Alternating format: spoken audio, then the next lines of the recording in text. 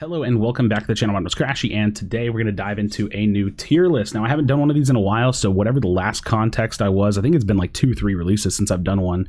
Yeah, I'm a little behind. So let's go ahead and dive into a lane tier list, and we'll give our thoughts. So I'm going to get some of the S tiers out of the way immediately. I think Mew, Mime are just immediately S tier. They're just still so broken. They haven't gone anywhere, and they are just like the best laners in the game. So we'll get the S tiers out of the way, and then we'll jump into probably just classes. So let's go ahead with Speedsters, I guess. I think Absol is actually a great laner. I'm going to go ahead and put it in A tier, and I might have to make some shifts because, like I said, I haven't done one of these in a while. But Absol might actually be a better laner now than it is a jungler, just because of the fact that like an attack weight on this character is really, really good, and there's a lot of jungle options. So as the jungle role gets more and more full, you're going to have more and more options that want to go into the jungle, and I think Absol is actually kind of pulling away from that and becoming maybe a potentially better laner. Talonflame, it's okay in lane. The thing is I don't really know where to put it, because when you like lane Talonflame, that also means you could like invade it because you're not taking the jungle role. So like it's like invade / lane Talonflame is actually kind of okay, and you can just score a whole lot. It's not like the worst thing in the world, but it's definitely not just like a strong laner itself, I don't think, but it's pretty decent. Dodrio, I actually kind of want to put Dodrio in either A or A+. The thing is this Pokemon's hard to learn. I don't even feel like I have it down. I don't play it a ton. I was doing pretty good with it when I played it, but as a laner, you can get your stacks in, you can run around the map. It's a lot like Talon, but it's like an actual good version of Talon, in the sense that you can score a lot, you can invade, you can run around, you can do a lot of damage, you can team fight with this Pokemon. I think it's really good. It may be better than A tier, but I don't feel it to myself, and I don't see a lot of it, so I don't know. You also have to get really good at it. So I'll tell you, I think it is stronger than A. It's probably A+, but you have to get really good at it, so a little bit rough. And Gengar, surprisingly, is not a terrible laner just because of how strong the Pokemon is, especially in solo queue. Keep in mind, this is like a solo queue tier list. You can lane this Pokemon. You have to play the early levels to level 5 really slow. Don't throw, just play it slow. You can actually have a really good lane. I think it's probably better than Talon in the sense that it scales, but they're good at different things. Yeah, and Zeraora lane is actually not that bad either. I don't know. It's the same thing. The reason why I'm putting it B+, and I should probably put it lower, is because you can kind of like invade it. I hold Zeraora a little bit higher regard than a lot of players probably will, just because I know what it's capable of, and it's pretty strong. It scales really, really well. And can team fight and become an animal. So if you can invade with it, or you can lane it and get attack weight stacks in and just have a chill lane and scale yourself into the mid-late game, you're going to do pretty well with that thing. So yeah, that's what I'm thinking. Let's go with the all-rounders. As far as Scizor, I think Scizor is like an okay laner. It's not the best, but it feels pretty okay. I definitely think it's a better jungler, so we'll talk about that later. Serena's insane. She feels very, very strong. And the same thing that I've been saying about like the kind of laning / invading, I think Aegislash is also super strong. Aegislash scales incredibly strong. You can definitely lane this thing and stack attack weight stacks on it, but you can also invade with Aegislash. Invade Aegislash is so strong. So I'm going to put it A+ tier. I think Aegislash is doing very, very well, honestly. Lucario, you know what, relatively speaking, I want to pull Lucario down a little bit. I don't think that Lucario is bad. I just think that there's a lot of better Pokemon right now. Like Lucario is actually just not like he's not the best anymore, but he's pretty solid. I think anything B+ tier you should be able to play and feel really confident about being able to win on. But like A to A+ and S tier is like really what you want to be looking at. Buzzwole, I think Buzzwole's pretty damn good. I think Buzzwole is like, for some of the buffs, like no matter what abilities you're running, you can stack an attack weight on this thing. Leech life is crazy. I like it in the jungle, but I also think it might be a better laner. I think it performs really, really well in the jungle. It's just hard to stack an attack weight in jungle, so you have to kind of like shift the build around a little bit, but Buzzwole feels pretty good to me, and I'm pretty excited about it. Charizard, I don't know. I just don't think this thing really has a place in lane. I usually put it like bottom tier just because like please stop laning it, but I don't actually think it's that bad. I think there's some worse laners than that, so I'll try to keep it relative. But Charizard lane is just not the way to go. I think Machamp is kind of feeling really similar to Lucario right now. Like it's just kind of falling out of favor. I think the Unite move is still great, and it has great secure, and it's not bad. It's just not. It doesn't feel like it's in the best position that it used to be in. So yeah, Garchomp lane, I don't know. The Pokemon's bad. I don't think it performs well, so I'm just going to go ahead and put it really, really low. Azumarill lane, I think, is insane. I think Azumarill lane is crazy, probably busted. Really, really strong. And T-Tar lane is pretty bad. It's really bad. The problem is that T-Tar scales really well, but he scales slowly. So like with Gengar and like I said, like Zeraora, they can scale into the game. Dude, he has to get 9. He's not even a Pokemon until 9. So I think that laning this Pokemon is a massive detriment to you and your team. All right, let's go to supporters. Let's look at Wiggly. I think Wiggly is pretty good. I want to put her somewhere in here. Probably B+ tier. She's solid, but not necessary. She's useful, but not overly impactful. She just feels good to me. Clefable, however, I think this Pokemon's broken. The healing is just ridiculous. I absolutely think this Pokemon heals way too much. What's it called? Gravity? I actually like Gravity. I like what Gravity brings to the game, although it does feel a little overpowered, and maybe they could tune it a little bit. I don't really have an idea for it, but I actually like what it brings to the game, and I think it's a pretty cool thing. Eldegoss. Here's the thing. Eldegoss is great. She doesn't have like a niche anymore. I don't know. There's really just like no reason to pick it. It might be worse than this. I may be even giving it too much credit.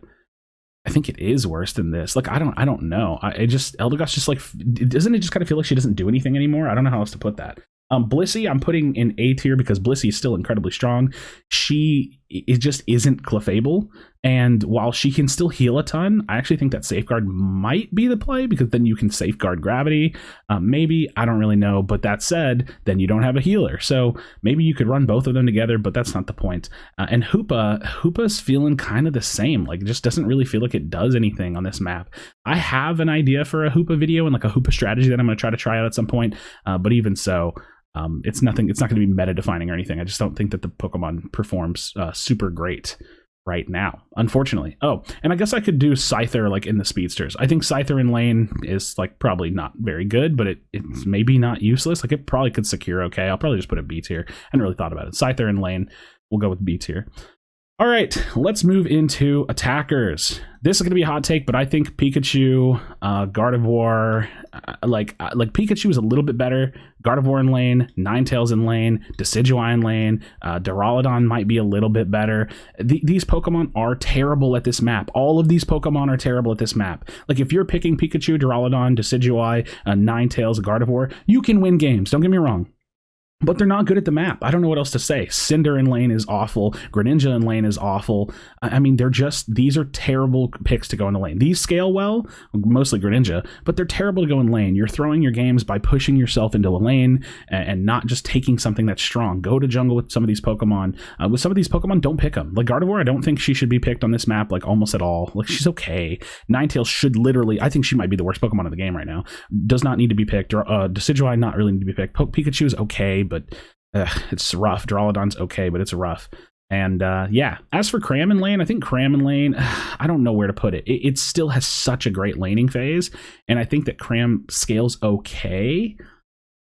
I want to put it A. I think Cram lane is actually pretty strong. I think Delphox lane is terrible. She's just a way better jungler. Please don't do it. Glaceon lane is actually kind of okay, but it's just rough. Like it's because the Pokemon scales and you'll be strong that I think like it feels okay. And Espeon lane is actually good, but Espeon doesn't really scale, so Espeon lane is kind of weird. And then Sylveon is kind of like the opposite of Glaceon. Like Sylveon actually scales like not super great, but has like a pretty good level 4 to mid game, and then she can do really well. It's not that she doesn't scale super great, it's that she doesn't have the most impactful in game. But if you're hyper voicing well, and if you can use your ultimate to stay alive and kind of like heal yourself back up, then you're doing a pretty good thing. So yeah, and Venusaur, I don't know about Venusaur. Venusaur just feels really, really rough on this map. I just feel like there's too much damage for Venusaur to stay alive. It has to get pocketed really hard. So I don't know, it's probably like B tier. It just feels like it's struggling a little bit. Attackers, just in general, looking at the map, like you have Mew. Like looking at the tier list right now in terms of the attacker role, it just feels like if you're not a jungle attacker, so like jungle, Delphox, Greninja, maybe Glaceon, you just play Mew. Like there's literally Mew. There's a reason why Mew's up there. All right, let's go ahead and talk about the tank role. I think that Blastoise in lane is actually kind of okay. Like it feels okay. It doesn't feel great to play it, but the Pokemon scales somewhat okay and can do some damage and can fight. Again, this mid tier right here is just like you can get by doing it kind of tier. Crustle in lane, it's whatever. It's Crustle in lane. I think Greedent in lane still feels amazing. This Pokemon's super, super annoying, does great damage, has good mobility, can score, can run around the map. It feels really, really solid. Mammo in lane Mammo's a menace right now. I don't know what to say. Mammo feels great. Even if you're solo queuing it, like, yeah, you're going to need your teammates to collaborate with you and to have teamwork and whatnot and whatnot, but it feels good. Like, it feels like you can actually get the job done with it. So that's pretty awesome. Slowbro feels like he's just like fallen quite a bit. I don't know what I think about Slowbro. It feels like it can get the job done, but there's just better picks. Snorlax feels great. Again, solo queue though, you have to kind of like work with your team, but Snorlax feels pretty solid. Trevenant feels really, really good. I think that Mammo is kind of like slightly shoving out Trevenant a little bit, and I just realized that I never put Dragonite on the list. So Dragonite, as far as laning goes, is like pretty low. I don't think it's very good at lane. So this is what I'm thinking for the laning tier list. Some of these could definitely shift around a little bit.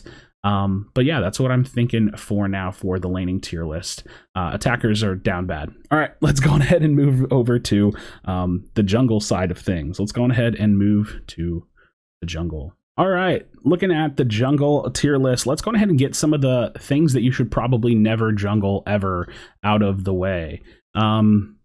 Realistically, I have to give it a little bit of relativity. So yeah, but there are some supports that you should probably never jungle. Like, you should just never jungle some of this stuff.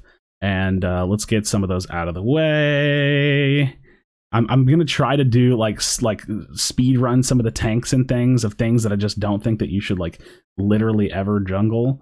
So let me see if I can figure that out here, because I'm not even talking about invade. It's just like some of these things you should literally just never touch the jungle, should never be in there. And yeah, we're gonna go with that. We'll leave that for now. Let's see what else am I missing for the should never go in jungle. All right, let's go ahead and get into the jungle tier list now. Delphox is crazy in the jungle, I think, and this is solo queue. I think Greninja is crazy in the jungle. They are hard carries that can absolutely pop off. Gengar, crazy in the jungle. I think those are what I'm feeling like S tier right now. And I'm just trying to pick like the ones that I think that are like the best junglers like in the game. I'm looking at my list. I feel like they're just the most solid, the ones that have crazy snowball potential. And that's what you really want in a solo queue game, where you're just snowballing the game and completely taking control and there's nothing they can do about it. And yeah, feels really, really good. All right. Do we go into classes now? Yeah, I think we do. Let's go ahead and go with the Speedsters again. I think that Absol in jungle is A tier. It feels like I said, it feels like it's kind of like A tier for both laning and for jungling a little bit. This Pokemon's really, really strong. I can see it being maybe a little bit better laner, slightly, just because of the attack weight. It's like the only thing. But this Pokemon in jungle feels really, really good. Aegislash feels nuts in the jungle. I think that this thing is incredibly strong. Definitely can snowball your game, get things moving, and feels really solid. That's not a speedster. I don't know why I put that there. I don't know why I did that. But yeah, that's what I think about Aegislash. Talonflame feels okay in the jungle, but honestly, I think it might be a better laner / invader at this point. You don't really need to take the jungle role. The thing about the jungle role that I've been seeing now is, again, as more Pokemon become introduced, there are certain Pokemon that want the jungle, that absolutely want to be in the jungle, and so it's pushing some of others like further and further down that list.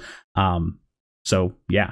All right, let's look at what other speedsters. I think Zeraora is like on the high end of B+ with jungle, but it's the same thing. I actually think that as Zeraora is getting further and further down that list of like wanting to be in the jungle, you're going to get more value out of laning this with an attack weight, invading with it with a float stone, something of that nature.